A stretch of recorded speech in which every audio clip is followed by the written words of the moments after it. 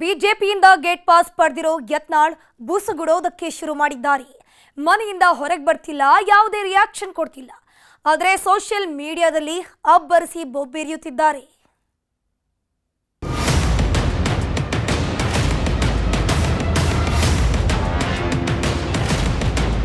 ಯಡಿಯೂರಪ್ಪ ಕುಟುಂಬದ ವಿರುದ್ಧ ತೊಡೆ ತಟ್ಟಿದ್ದ ಬಸನಗೌಡ ಪಾಟೀಲ್ ಯತ್ನಾಳ್ ಈಗ ಬಿಜೆಪಿಗರಲ್ಲ. ಪಕ್ಷದ ಶಿಸ್ತು ಉಲ್ಲಂಘನೆ ಆರೋಪದಲ್ಲಿ ಯತ್ನಾಳ್ರನ್ನ ಹೈಕಮಾಂಡ್ ನಿನ್ನೆ 6 ವರ್ಷಗಳ ಕಾಲ ಕಿಕ್ಔಟ್ ಮಾಡಿದೆ. ನಿನ್ನೆ ಸಂಜೆಯಿಂದ ವಿಜಯಪುರದಲ್ಲಿರುವ ಗೆಸ್ಟ್ ಹೌಸ್ ಬಿಟ್ಟು ಯತ್ನಾಳ್ ಹೊರಗೆ ಬರ್ತಿಲ್ಲ.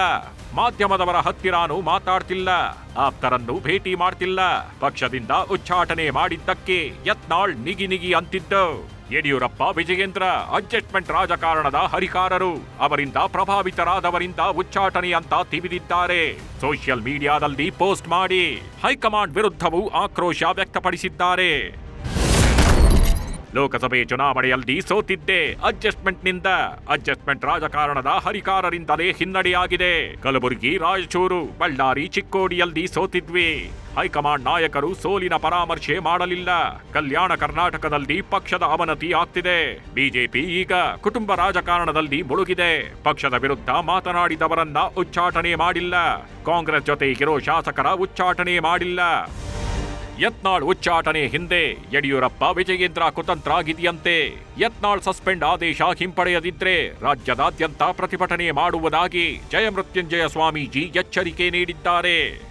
ಏಕಾಏಕಿ ನಮ್ಮ ಕರ್ನಾಟಕದೊಳಗಿರ್ತಕ್ಕಂಥ ಯಡಿಯೂರಪ್ಪನವರು ಮತ್ತು ವಿಜೇಂದ್ರ ಅವರ ಕುತಂತ್ರದ ಮೂಲಕವಾಗಿ ಅವರು ಉಚ್ಚಾಟನೆ ಮಾಡಿರ್ತಕ್ಕಂಥ ಕ್ರಮವನ್ನು ಇಡೀ ಪಂಚಮಸಾಲಿ ಸಮಾಜ ಇವತ್ತು ಒಕ್ಕೂಟದಿಂದ ನಾವು ಖಂಡಿಸ್ತೀವಿ. ಲಿಂಗಾಯತ ಸಮುದಾಯವನ್ನು ಕಡೆಗಣಿಸಿ ಕರ್ನಾಟಕದಲ್ಲಿ ಯಾವುದೇ ರಾಜಕೀಯ ಪಕ್ಷಗಳು ಸರ್ಕಾರ ಮಾಡಲಿಕ್ಕೆ ಸಾಧ್ಯವಿಲ್ಲ. ಪಕ್ಷ ನಮಗೆ ತಾಯಿ ಇದ್ದಂತೆ, ಕೇಂದ್ರದ ತೀರ್ಮಾನಕ್ಕೆ ನಾವು ಬದ್ಧ. ಭಾರತೀಯ ಜನತಾ ಪಾರ್ಟಿ ಅಶಿಸ್ತು ಎಂದೂ ಸಹಿಸಲ್ಲ ಅಂತ ಯತ್ನಾಳ್ ಉಚ್ಚಾಟನೆಯ ಹೈಕಮಾಂಡ್ ನಿರ್ಧಾರವನ್ನ ರಾಜ್ಯ ಬಿಜೆಪಿ ನಾಯಕರು ಸಮರ್ಥಿಸಿಕೊಂಡಿದ್ದಾರೆ. ಅಲ್ಟಿಮೇಟ್ ಕೇಂದ್ರದ ತೀರ್ಮಾನ ಏನಿದೆ ಅದಕ್ಕೆಲ್ಲ ನಾವು ತಲೆ ಬಾಗ್ತೀರಿ. ನಾವೆಲ್ಲ ಪಕ್ಷ ನಮಗೆ ತಾಯಿ ಇದ್ದಂಗೆ, ಕೇಂದ್ರದ ತೀರ್ಮಾನಕ್ಕೆ ನಾವೆಲ್ಲ ಬದ್ಧರಾಗಿದ್ದೀವಿ. ಉಚ್ಚಾಟಿತ ಯತ್ನಾಳ್ ಬೆನ್ನಿಗೆ ನಿಂತ ರೆಬೆಲ್ಸ್. ಯತ್ನಾಳ್ ಉಚ್ಚಾಟನೆ ಆದೇಶ ವಾಪಸ್ ಪಡೆಯುವಂತೆ ರೆಬೆಲ್ಸ್ ನಾಯಕರು ಒತ್ತಡ ಹೇರುವ ಯತ್ನ ಮಾಡುತ್ತಿದ್ದಾರೆ. ಈ ಕುರಿತು ನಾಳೆ ಬೆಂಗಳೂರಿನಲ್ಲಿ ಯತ್ನಾಳ್ ನೇತೃತ್ವದಲ್ಲಿ ರೆಬೆಲ್ಸ್ ನಾಯಕರು ಸಭೆ ಸೇರ್ತಿದ್ದಾರೆ. ನಮ್ಮ ಎಲ್ಲಕ್ಕಿಂತ ದೊಡ್ಡ ಪಕ್ಷ ನಿರ್ಣಯ ತಗೊಂಡು ನೋಡೋಣ, ಯಾಕೆ ತಗೊಂಡು ನೋಡ್ಕೊಂಡು ನಾವು ನಾಳೆ ಸಭೆ ಸೇರತ್ತು. ನಾಳೆ ನಮ್ಮ ಎಲ್ಲ ನಾಯಕರು ನಮ್ಮ ಕುಡ್ಕೊಂಡು ಚರ್ಚೆ ಮಾಡ್ಕೊಂಡು ಹೈಕಮಾಂಡ್ಗೆ ಶಿಸ್ತು ಸಮಿತಿ ಅದು ಹೈಕಮಾಂಡ್ಗೆ ಯತ್ನಾಳ್ ಒಂದು ಲೆಟರ್ ಬರೆಸಿ ಇದು ಪುನರ್ ಪರಿಶೀಲನೆ ಮಾಡಿ ಇದನ್ನ ಉಚ್ಚಾರಣೆ ಹಿಂದೆ ಪಡಿಬೇಕಂತ ನಾವೆಲ್ಲರೂ ಕೂಡ ಮನವಿ ಮಾಡ್ಕೋತೀವಿ. ಹೈಕಮಾಂಡ್ ನೋಟಿಸ್ಗೆ ಉತ್ತರಿಸಿದ ಹೆಬ್ಬಾರ್. ಪಕ್ಷದ ಶಿಸ್ತು ಉಲ್ಲಂಘನೆ ಆರೋಪದಲ್ಲಿ ಯಲ್ಲಾಪುರ ಬಿಜೆಪಿ ಶಾಸಕ ಶಿವರಾಮ್ ಹೆಬ್ಬಾರ್ಗೆ ಹೈಕಮಾಂಡ್ ನೋಟಿಸ್ ನೀಡಿತ್ತು.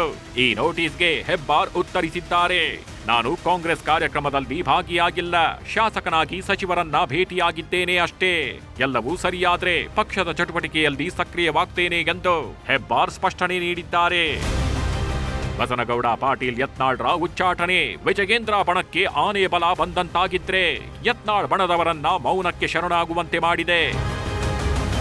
Bureau report, news 18.